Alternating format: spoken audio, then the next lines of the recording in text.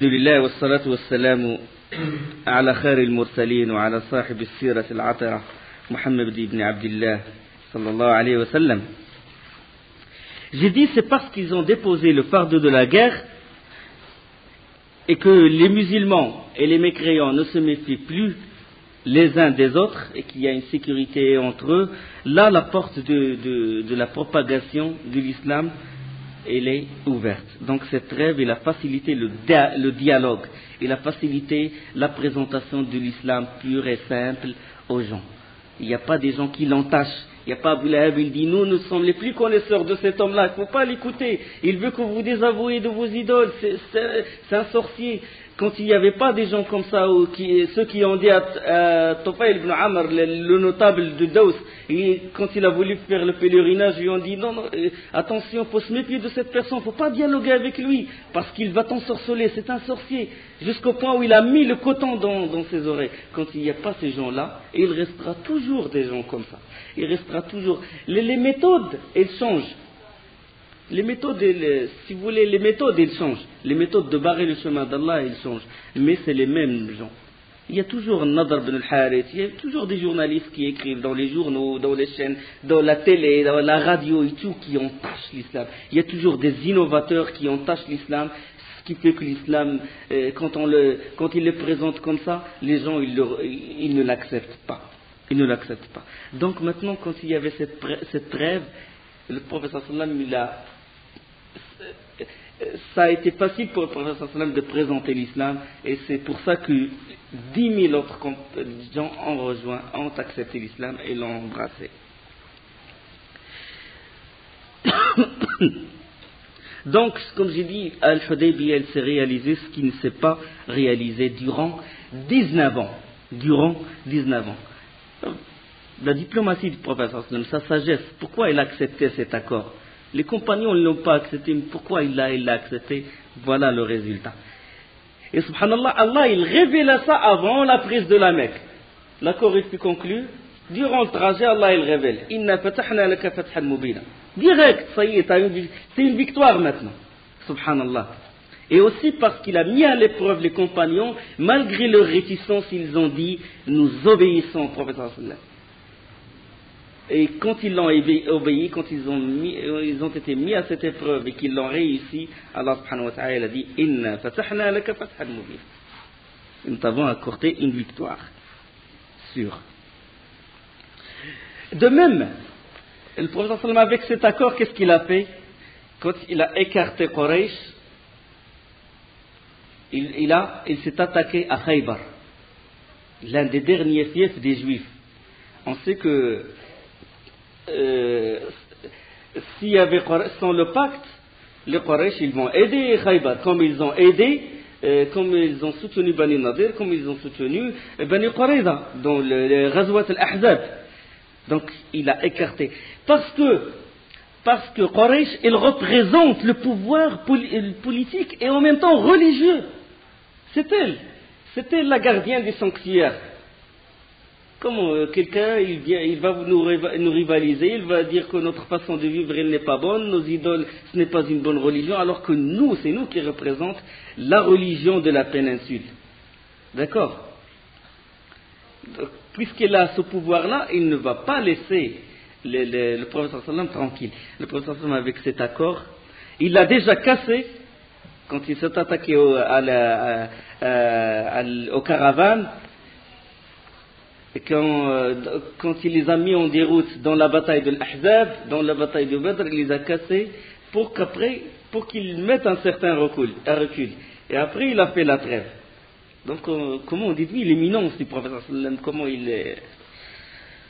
Et là, on va parler de l'issue, parce qu'il a dit à Abu Jandal, Allah subhanahu wa ta'ala, il va te trouver une issue heureuse. Abu Jandal, qui a été remis aux mécréants de Quraysh. C'est que Abu Basir, c'est un homme de Bani Taqif, à Taïf, proche de la Mecque.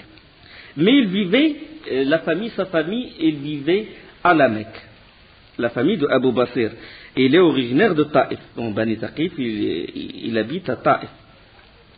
Et ce sont des confédérés de Bani Zuhra. Bani Zuhra, ils font partie de Quraysh.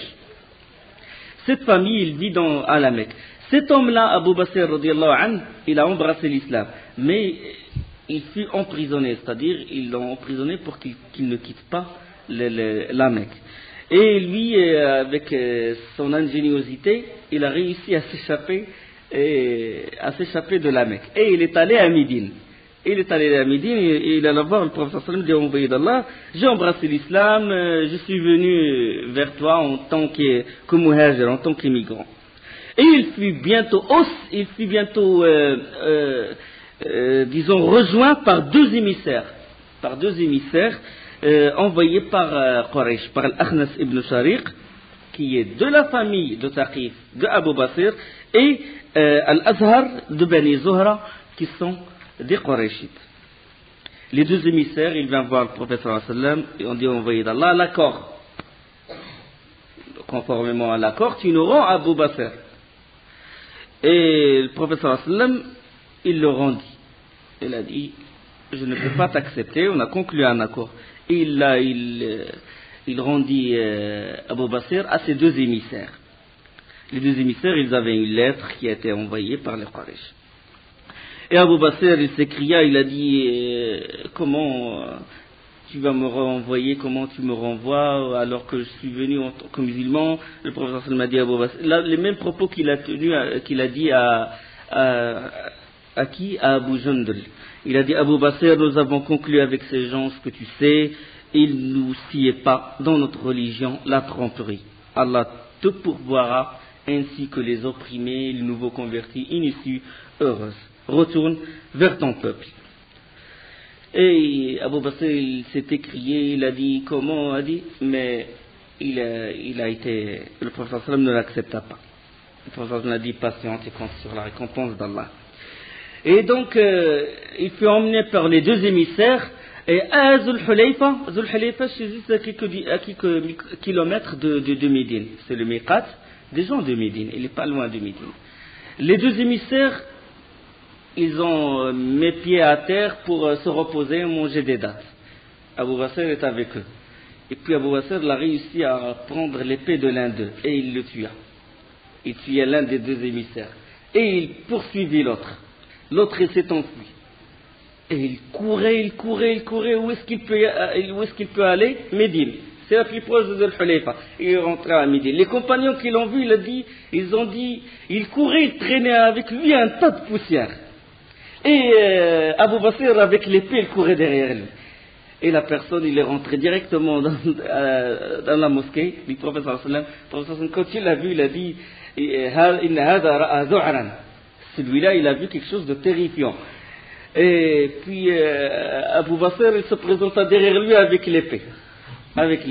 Et l'autre, il criait, oh Mohammed, il a tué mon compagnon, votre compagnon a tué mon compagnon, et il va sûrement me tuer. Et Abu Basir, il a dit, envoyé d'Allah, ça y est, tu as conclu, tu m'as livré à eux. Tu ne me renverras plus à eux.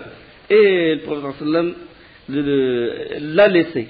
Il ne l'a pas laissé à Médine, ça veut dire il lui a pas donné le droit de rester à Médine parce que là il va violer le pacte, mais il l'a laissé libre parce qu'il l'a livré aux deux émissaires et lui il s'est débrouillé. Maintenant il n'appartient pas à le rendre une deuxième fois. Et quand Abu Basir il a rebroussé chemin, le prophète sallallahu alayhi wa sallam il a dit Wayla ummi mis'ara harb. Il a dit malheur à lui, ou malheur à celle qu'il a enfantée. Il est capable de déchaîner une guerre s'il avait d'autres compagnons. Celui qui lit cette phrase, il croit que le prophète sallallahu alayhi wa sallam, il était contre la réaction de Abu Basir. Mais si ceux qui ont fait tafsir de cette phrase, ils ont dit que le prophète sallallahu alayhi wa sallam a dit à Abu Basir, c'est comme s'il lui disait, continue ton travail. Continue. Parce qu'il a dit, il est capable de déclencher une guerre s'il avait d'autres compagnons. Ça veut dire qu'il peut être rejoint par les nouveaux convertis, il peut être rejoint par les opprimés de la Mecque. Donc, il a dit, continue. C'est sous forme subtile, il lui dit, continue ton travail. Là, l'accord ne s'applique pas sur toi. Ah, et la terre d'Allah, il est vaste. Débrouille-toi. Et il a cette parole du prophète sallam, il a Abu Basir, il l'a capté. Et directement, il est parti vers où? Vers Al-Aïs. On a parlé de l'Aïs, il se trouve au nord-ouest. Al-Aïs, c'est un endroit plein de cavernes et plein d'arbres stratégiques, vraiment, et est allé directement vers cet endroit. Et il a mis sa caserne dedans. Il s'est installé à cet endroit. Et le prophète sallam, bon, comme j'ai dit, il a tenu son engagement. Les Quraysh, ils envoyaient au prophète sallam, Abu Basir, pour le rendre. Je vous ai rendu. Je vous l'ai rendu. Je vous ai rendu Abu Basir. Maintenant, moi, je me dégage de toute responsabilité. C'est lui, il s'est débrouillé, débrouillez-vous avec lui. Abu Basir, il a installé son camp à Al-Aïs et l'information, elle parvint à tous les nouveaux convertis. Maintenant, dès que quelqu'un se convertisse, il ne va pas voir le prophète sallam parce que s'il va à Médine, il va être tenu par le pacte et le prophète sallam va le renvoyer. Il va directement à Al-Aïs. 70 hommes ont été regroupés à cet endroit. Abu Jundal, il s'est échappé de la Mecque directement à Al-Aïs, lui aussi. Il est parti. Et qu'est-ce qu'ils ont fait? Ils ont accepté que Abu Jundal soit leur chef, etc. Ils dirigeaient la prière, ils leur enseignaient les prescriptions de l'islam. Et qu'est-ce qu'ils ont fait dans cet endroit? Ils commencèrent à barrer le chemin des caravanes de Quraysh. Quraysh, il a fait cette trêve, pourquoi? Pour protéger ses caravanes. Parce que la guerre, il l'a rangé, la famine a sévi à la Mecque, donc il a accepté cette trêve pour protéger ses caravanes. Mais il ne s'est pas réjoui d'avoir retrouvé la sécurité que peu de temps. Et la bande s'est agrandie, 300 hommes à Al-Aïs. Et c'est devenu un centre islamique, si vous voulez, une autre terre de l'islam. À leur tête, Abu Jundal. À leur tête, Abu Basir. Après avoir subi la perte de beaucoup d'hommes, beaucoup de nombreuses vies humaines et d'une grande quantité de marchandises, les Quraysh finirent par adresser une lettre au prophète sallam. Ils ont dit le traité entre nous. Ils ont voulu, le prophète sallam a dit je respecte toujours le traité. Et ils ont dit à Abu Basir et ses compagnons, Abu Basir et ses compagnons ne sont pas à Médine. Moi, je respecte toujours le pacte. Ils ont dit, si on va les combattre, tu vas intervenir? On dit, je n'interviens pas. Débrouillez-vous avec eux. Et ils ont envoyé une armée à Al-Aïs. Les Quraysh, ils attendaient que Abu Basir, avec son armée, il sorte. Mais Abu Basir n'est pas sorti. Là, c'est une autre stratégie qu'il doit utiliser, parce qu'ils sont plus nombreux. Donc, il doit utiliser la guerre des bandes ou une guerre spéciale. Harb al-Isabat, si vous voulez, on dit en arabe. Et ils sont tous cachés avec leurs armes derrière les arbres, certains dans des cavernes. Il a dit, venez, si vous pouvez rentrer. Il a mis les pièges et tout ce qu'il faut. Il connaît très bien le terrain. Les Quraysh, quand ils ont vu ça, ils ont essayé de faire une incursion. Ils n'ont pas réussi. Ils ont fait demi-tour. La caravane est venue, il lui a barré le chemin. Puis après, il commence à barrer les chemins. Non pas des caravanes de commerce, mais les caravanes qui exportent le blé ou les denrées alimentaires à la Mecque. Et la famine commence à sévir à la Mecque. Et il a fait blocus économique, si vous voulez. Et puis, Quraysh, ça y est, n'a pas supporté. Ils ont envoyé une délégation au prophète sallallahu alayhi wa sallam. Il dit, oh Mohammed, on te conjure par le droit d'Allah et le lien de sang, fais que nos caravanes passent. Appelle Abu Basir et appelle Abu Jundal. Nous acceptons qu'il soit avec toi à Médine. Et le prophète sallallahu alayhi wa sallam, après il les a appelés, il a dit, venez. Et il leur a ouvert la porte de Médine, ils sont rentrés à Médine. Et c'était l'issue heureuse de ces gens-là. Et puis, le prophète sallam, il appela Omar. Il dit, regarde maintenant, toi qui disais avant comment nous humilier contre l'honneur de notre religion, regarde maintenant ce qui se passe. Et Omar lui a dit, oh, envoyé d'Allah, je sais que ton avis a plus de bénédictions que mon avis. Donc maintenant, on va discuter, si vous voulez, sur ces points de cet accord. Les points de cet accord, point par point. Le fait de se convenir de déposer le fardeau de la guerre, c'était quoi? C'était un signe, si vous voulez, c'était un signe de défaite de Quraysh. Parce que Quraysh, son but, c'était d'anéantir carrément l'islam, d'étouffer l'islam, de l'enterrer, qu'il soit une chose oubliée. Maintenant qu'il recourt à la trêve et à déposer le fardeau de la guerre, ça veut dire que c'est un signe, ça veut dire qu'il montre un signe de faiblesse. C'est pour ça que le prophète sallallahu a accepté la trêve. C'est elle qui est la gardienne du temple sacré et c'est elle qui représente le pouvoir religieux. Maintenant, il commence à faire du recul. Son pouvoir, il commence à baisser. D'accord? Donc, ce point, concernant ce point-là. Et l'accord qui dit que quiconque souhaitera entrer dans le lien et le pacte de Mohammed pourra le faire, et quiconque souhaitera entrer dans le pacte et le lien de Quraysh pourra le faire, c'est aussi un autre recul de Quraysh. Avant, il faisait des tournées diplomatiques, il ralliait les gens, il achetait les alliances comme ils ont fait dans la bataille de l'Ahzab. Et c'était un centre. Quand Adl ou Al-Qara ont trahi le prophète sallallahu alayhi wa sallam, quand ils ont tué Khubayb, quand ils ont trahi, ils ont dit envoie-nous des hommes, des savants pour qu'ils nous enseignent l'islam, etc. Ils les ont trahis, ils les ont donnés aux combattants de Hudayl. Et que Hudayl, qu'est-ce qu'il a fait? Il l'a donné à qui? À Quraysh. C'était Quraysh qui a acheté les prisonniers, qui a acheté Khubayb pour le tuer. Donc c'était le centre. Toutes les tribus, ils s'alliaient avec elles. Toutes les tribus. Donc c'est constitué un vrai danger. Maintenant, il commence à prendre juste Bani Bakr comme allié.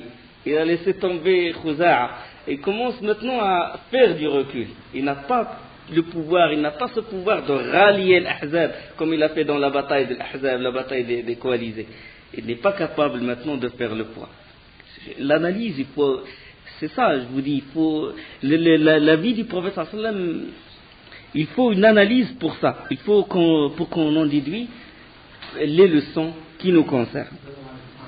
Wa alaykoum salam wa rahmatullah. Donc, ça concernant les alliés. Et concernant aussi l'accord dans lequel où chaque musulman qui veut rejoindre le prophète sallallahu alayhi wa sallam, le prophète sallallahu alayhi wa sallam est obligé de le renvoyer à Quraysh. Le prophète sallallahu alayhi wa sallam, selon un hadith rapporté par Muslim, il a dit quoi? Il a dit celui qui nous quitte, la lumière vers les ténèbres, qu'Allah l'éloigne davantage. Nous n'avons pas besoin de lui. Au contraire, nous nous débarrasserons de lui. Il va constituer un danger à Médine. Il vaut mieux qu'on s'en débarrasse. Celui qui nous quitte, il veut rejoindre les Quraysh, qu'il aille le faire. Parce que c'est comme si de la carie dans la dent, si vous voulez. Donc ça c'est un point, en avantage. Donc ça c'est un point qui est à l'avantage du prophète sallallahu alayhi wa sallam, alors que les compagnons voient que... Et concernant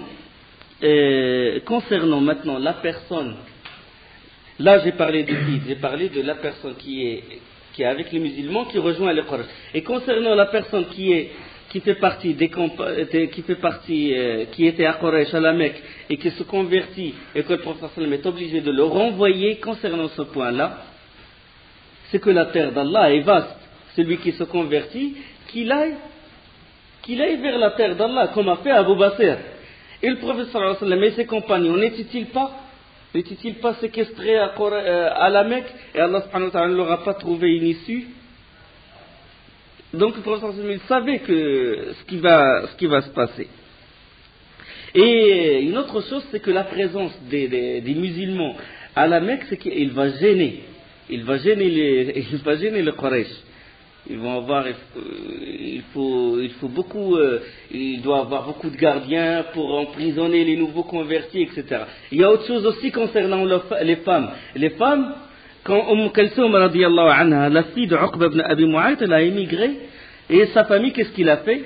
il a réclamé Kalsoum au prophète sallam, le prophète sallam refusa. Il a dit écoutez, dans l'accord qu'on a fait, il n'est pas mentionné les femmes. Les femmes ne sont pas mentionnées dans l'accord. Donc les femmes, ils ont rejoint le prophète sallallahu alayhi wa sallam. On va en parler en détail, Inch'Allah. Donc, il y a ça aussi, et puis le fait aussi d'interdire le prophète sallallahu alayhi wa sallam de faire le pèlerinage, et que le prophète sallallahu alayhi wa sallam il a fait demi-tour, ça a touché beaucoup de gens, et ça a entaché le poids que fait Quraysh. Les autres tribus, ils disaient, comment ça se fait que ces gens-là, ils barraient le chemin à des pèlerins. Donc les Quraysh, ils ont perdu la réputation. Et Al-Hulays, qui fait partie de l'Ahabish, en est un grand exemple.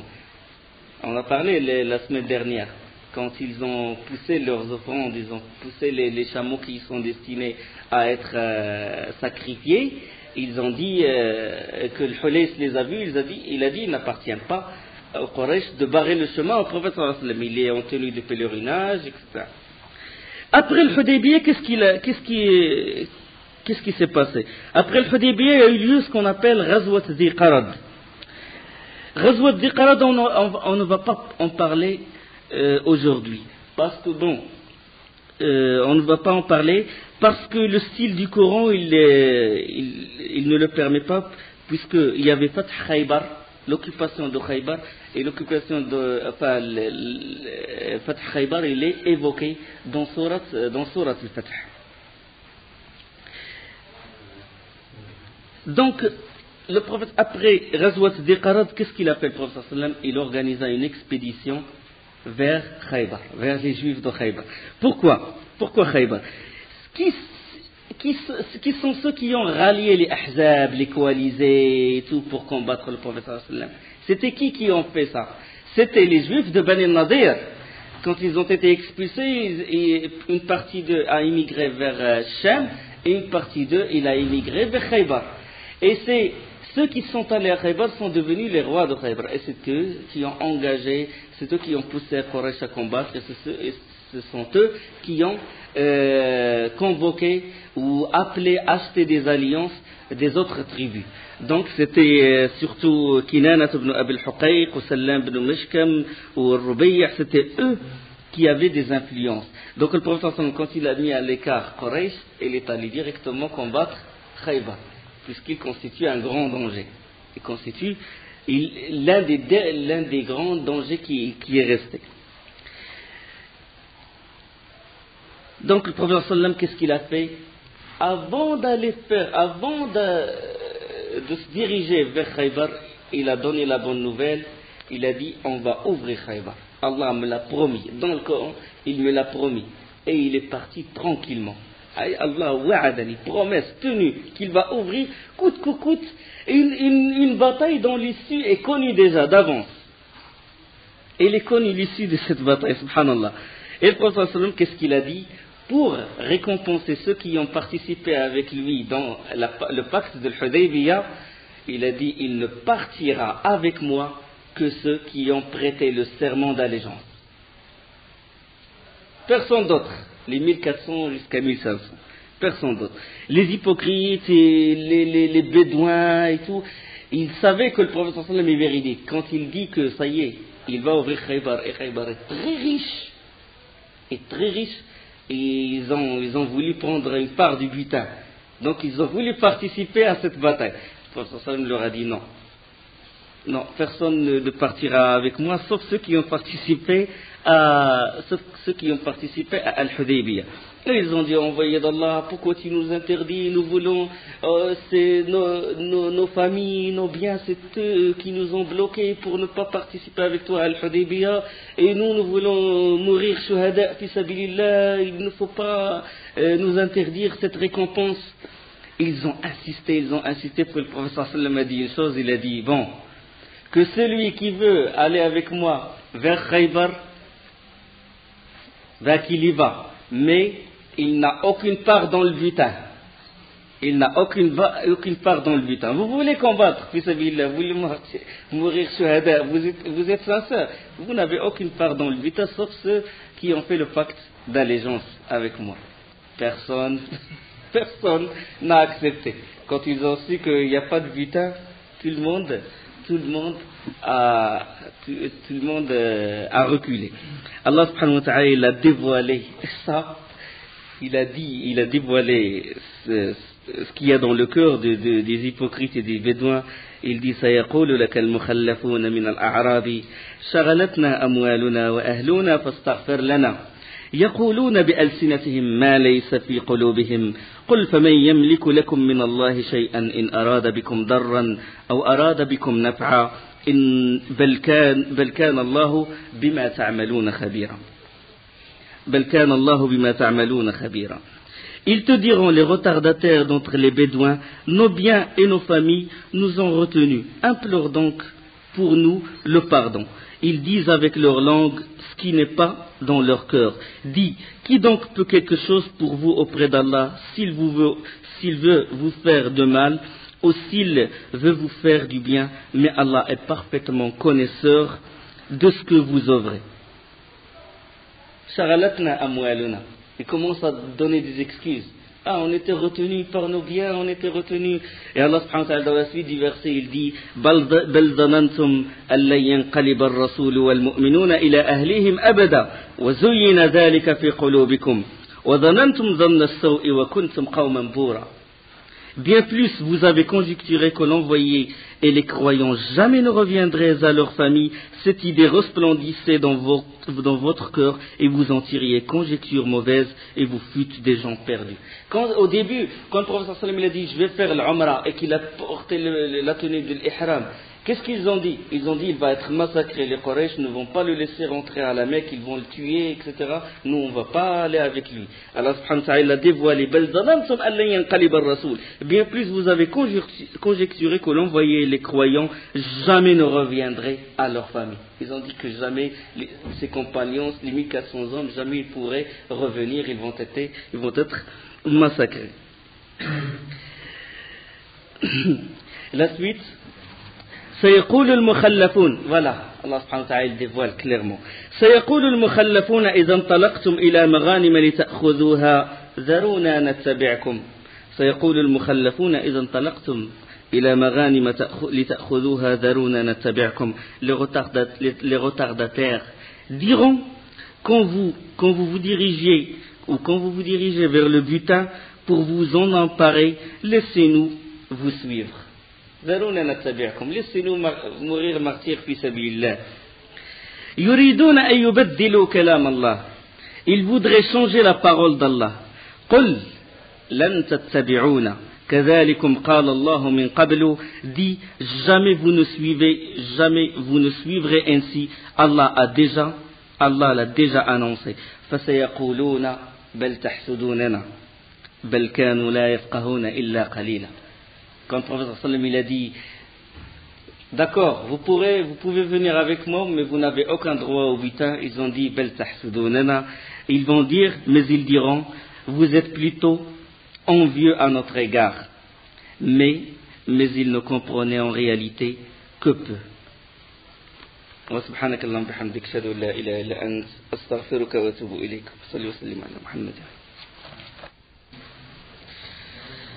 Bon, la suite du verset.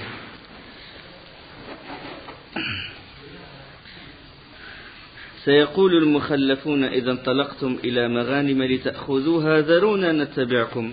Les retardataires diront quand vous vous dirigiez vers le butin pour vous en emparer, laissez-nous vous suivre. يريدون أن يبدلوا كلام الله. Ils voudraient changer la parole d'Allah. قل لن تتبعونا كذلكم قال الله من قبل. Dis jamais vous ne suivrez, ainsi Allah a déjà annoncé. فسيقولون بل تحسدوننا بل كانوا لا يفقهون إلا قليلا. Mais ils diront vous êtes plutôt envieux à notre égard, mais ils ne comprenaient en réalité que peu. Et puis les suites des versets jusqu'à ce qu'Allah dit لقد رضي الله عن المؤمنين إذ يبايعونك تحت الشجرة فعلم ما في قلوبهم فأنزل السكينة عليهم وأثابهم فتحا قريبا.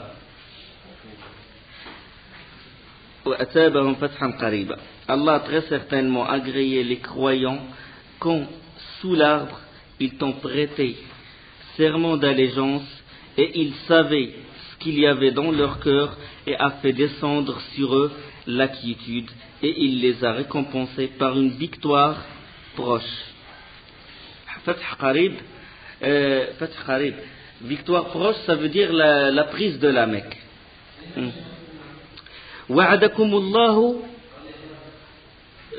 ويقول الله سبحانه وتعالى فأنزل سبهم ومغانم كثيرة تأخذونها وكان الله عزيزا حكيما. Ainsi qu'un abondant butin qu'ils amassent, Allah est puissant et sage. ومغانم كثيرة يأخذونها وكان الله عزيزا حكيما. وعدكم الله مغانم كثيرة تأخذونها. Allah vous a promis un abondant butin que vous prendrez. وعدكم الله مغانم كثيرة تأخذونها. Ça veut dire quoi? Un abondant butin que vous prendrez. Cet abondant butin, c'est Hunayn.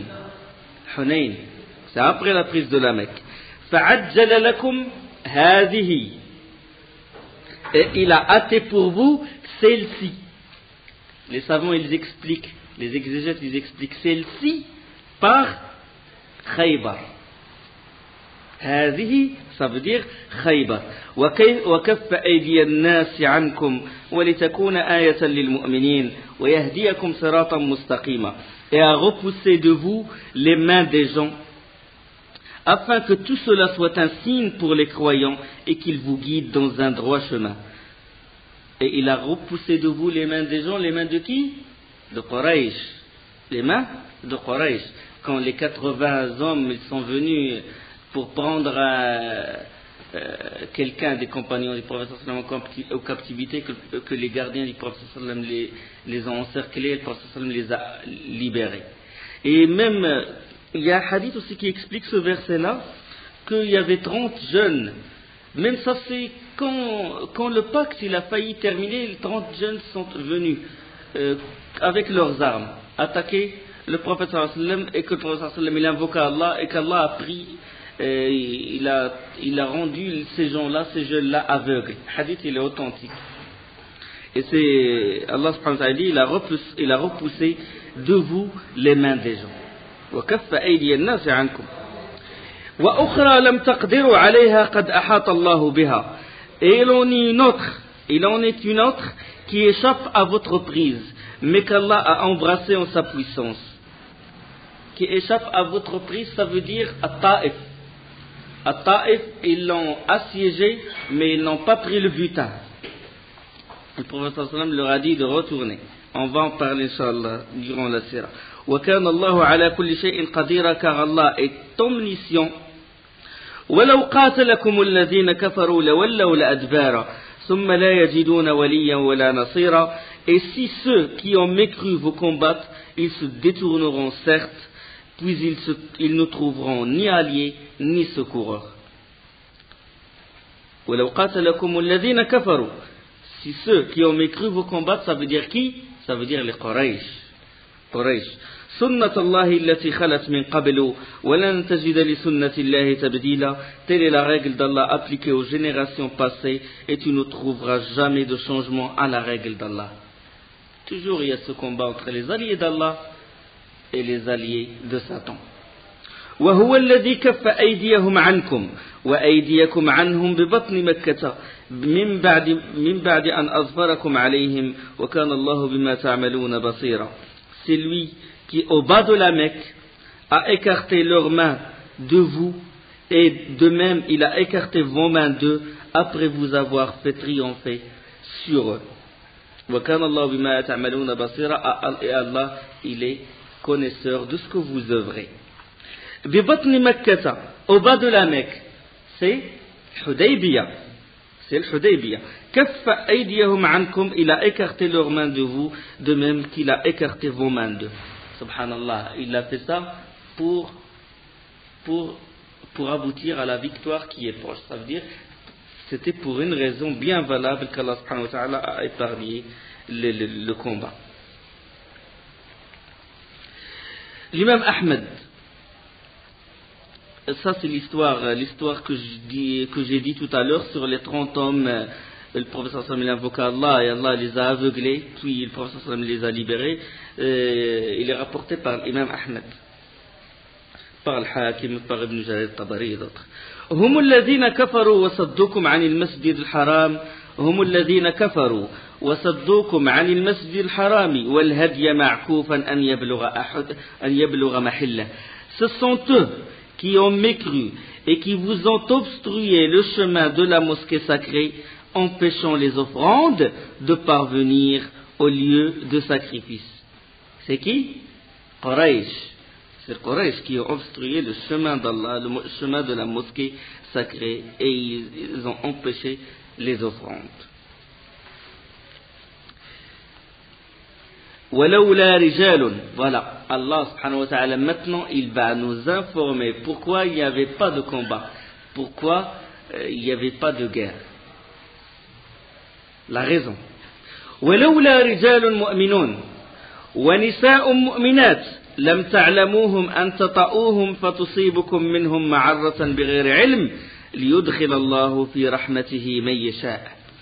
S'il n'y avait pas eu des hommes croyants et des femmes croyantes que vous ne connaissez pas, ça veut dire des hommes croyants et des femmes croyantes parmi les Mécois, que vous ne connaissiez pas et que vous auriez piétiné sans le savoir, vous rendre ainsi capable d'une action répréhensible, pour qu'Allah fasse entrer qui il veut dans sa miséricorde. Pour qu'Allah fasse entrer qui il veut dans sa miséricorde. Parce qu'il y avait des hommes croyants et des femmes croyantes à la Mecque. C'est pourquoi Allah subhanahu wa ta'ala a fait éviter qu'il y ait une guerre. Parce qu'ils risquent, les musulmans, quand ils vont pénétrer à la Mecque, ils risquent de piétiner des hommes qui sont musulmans et des femmes musulmanes. Hein? لم تعلموهم أن تطؤوهم فتصيبكم منهم معرة. C'est-à-dire que vous auriez piétiné, il y avait des femmes et des hommes que vous auriez piétiné sans le savoir, vous rendre ainsi capable d'une action répréhensible. Tout cela s'est fait pour qu'Allah fasse entrer qui il veut dans sa miséricorde. لو تزيلوا لعذبنا الذين كفروا منهم عذابا أليما. Et si, ça veut dire, le pronom il revient aux croyants. Et s'ils s'étaient tenus à part les uns des autres, nous aurions châtié d'un châtiment douloureux ceux qui avaient mécru parmi les Mécois. لو تزيلوا. Si les musulmans se sont écartés des mécréants, Allah subhanahu wa ta'ala il a dit, nous châtierons ces mécréants-là. لو تزيلوا لعذبنا الذين كفروا. S'ils s'étaient écartés ou tenus à part les uns des autres, nous aurions châtié d'un châtiment douloureux ceux qui avaient mécru parmi les Mécois.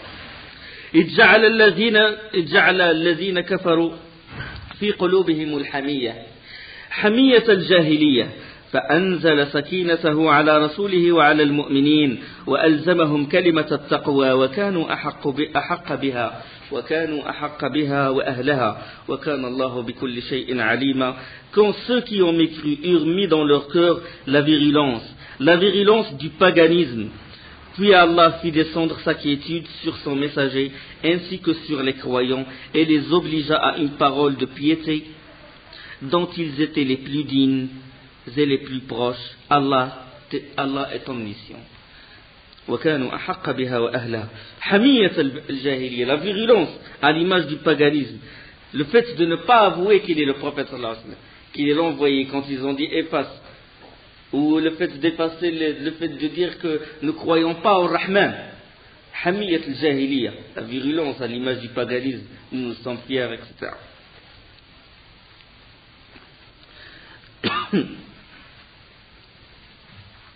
Et là, Hamiyat al-Jahiliya, ça veut dire qu'ils n'ont pas accepté que le prophète sallallahu alayhi wa sallam déjà fasse le pèlerinage, fasse son Umrah, le fait de ne pas accepter Bismillah ar-Rahman ar-Rahim, de ne pas accepter qu'ils disent, qu'ils marquent l'envoyé d'Allah, tout ça, ça fait partie de la virulence à l'image du paganisme.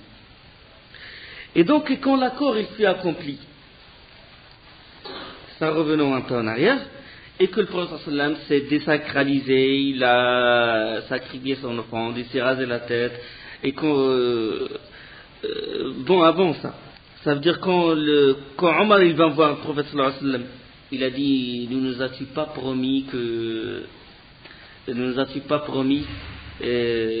qu'on va faire tawaf autour de la Kaaba, tête rasée, avec l'ihram. T'as la vision que tu as vue, Ru'ya. Et quand le prophète lui a dit, est-ce que je te l'ai promis, est-ce que je t'ai dit que c'est cette année qu'on va le faire? Allah subhanahu wa ta'ala il en parle, il dit لقد صدق الله رسوله الرؤيا بالحق لقد صدق الله رسوله الرؤيا بالحق لتدخلن المسجد الحرام إن شاء الله آمنين محلقين رؤوسكم ومقصرين لا تخافون. Allah a été véridique en la vision par laquelle il annonça à son messager en toute vérité, vous entrerez dans la mosquée sacrée si Allah veut, en toute sécurité, ayant rasé vos têtes et coupé vos cheveux, ou bien écourté vos cheveux, sans aucune crainte. لَقَدْ صَدَقَ اللَّهُ رَسُولَهُ الرُّؤْيَا. Allah a été véridique. Et la vision a été, ce qu'a vu le prophète a été véridique. C'est que 2 ans plus tard, il y a eu la prise de la Mecque. Et ils sont rentrés à la Mecque. Et ils ont fait tawaf, tête rasée, avec l'ihram, et non en sécurité. Dans le Hudaybiyah, vous avez peur, vous étiez méfiant. Mais à la prise de la Mecque, vous étiez en sécurité, vous avez fait tawaf tranquillement. لَقَدْ صَدَقَ اللَّهُ رَسُولَهُ الرُّؤْيَا. Allah a été véridique en la vision par laquelle il annonça à son messager. C'était pas la prise de la Mecque, c'était même plus tard. C'est pas seulement la prise de la Mecque, mais une année plus tard, c'est ce qu'on appelle Umrat al-Qada'. La Umrah de la compensation, parce que le prophète sallam il est retourné et l'année plus tard il est allé faire le pèlerinage, il est allé faire la Umrah conformément à l'accord. Ça veut dire que la vision s'est réalisée déjà dans la Umrah de la compensation, une année, c'est-à-dire l'année 8 de l'Hégire, c'est-à-dire une année plus tard ils ont fait tawaf tranquillement. On va en parler Inch'Allah. La suite, لتدخلن المسجد الحرام إن شاء الله آمنين محلقين رؤوسكم ومقصرين لا تخافون فعلم ما لم تعلموا فعجل من دون ذلك فتحا قريبا. Il savait donc ce que vous ne saviez pas, et d'ici là il a décrété pour vous un fath proche. Un fath proche, fathan qariba, ça veut dire la prise de la Mecque. Donc il y avait plusieurs promesses. Il y avait Khaybar, il y avait plusieurs bonnes nouvelles. Il y avait déjà le pacte de l'Hudaybiyah, c'est une ouverture à beaucoup de choses. C'est une ouverture vers quoi? C'est une ouverture vers... C'était d'abord l'issue heureuse de Abu Basir, Abu Jandal et les autres. C'était aussi que la porte de la da'wa il fut ouverte. C'était aussi le butin de Khaybar. Et aussi... Allah leur a promis ceux de Hunayn et Umrat al-Qada. Ils vont faire le pèlerinage, le Umrah tranquillement. Et il leur a promis le Fath Makkah, l'ouverture de la Mecque. هو الذي أرسل رسوله بالهدى ودين الحق ليظهره على الدين كله وكفى بالله شهيدا. C'est lui qui a envoyé son messager avec la guidée et la religion de vérité pour le faire triompher sur toute autre religion. Allah suffit comme témoin. Donc, les versets de Surat al-Fath, ils parlent de l'Hudaybiyah, ils parlent de quoi? De Khaybar, ils parlent de Hunayn, ils parlent également de Taqif, de Taif, et une autre qui va vous échapper, et ils parlent aussi de quoi? Hudaybiyah, la prise de la Mecque, et Umrah al-Qada, ça veut dire la Umrah de la compensation. Il a compensé la Umrah qu'a voulu faire le prophète sallallahu alayhi wa sallam à l'année 7 de l'Hégire. Donc maintenant récapitulons. La bataille de Badr, c'est Surat Al-Anfal. La bataille de Uhud, Surat Al-Imran, les versets de la partie du verset 120 de Surat Al-Imran. Bani Nadir, c'est Surat Al-Hasr, n'est-ce pas? Bani Qaynuqa, c'est l'un des premiers, le 8e verset